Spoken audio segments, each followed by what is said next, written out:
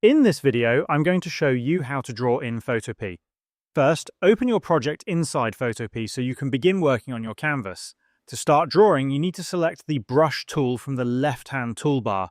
If you see another tool in that slot, such as the pencil tool or eraser tool, simply right-click on the icon and choose the brush tool from the list. Once the brush tool is selected, you can begin adjusting your brush settings.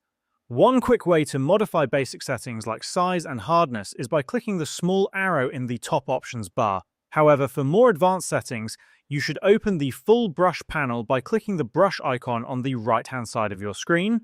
If you do not see this panel, go to the window menu at the top and make sure brush is enabled. Inside the brush panel, you will see different preset brushes along with a preview of how each brush stroke will appear.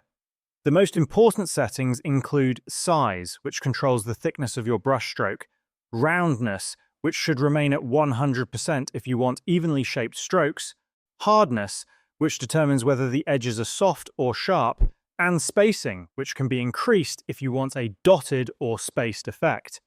Before you begin drawing, it is highly recommended to create a new layer by clicking the New Layer icon at the bottom right of the Layers panel.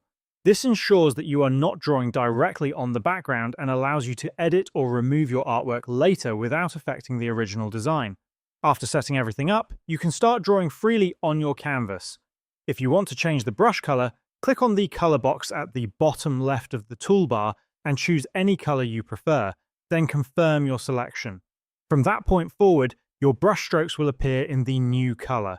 If you need to create perfectly straight lines while drawing, simply click once on your starting point, move your cursor to the next point, hold the Shift key, and click again. A straight line will automatically be drawn between the 2 points. This technique is especially useful when combining freehand drawing with precise straight elements, and this is how you can draw in Photopea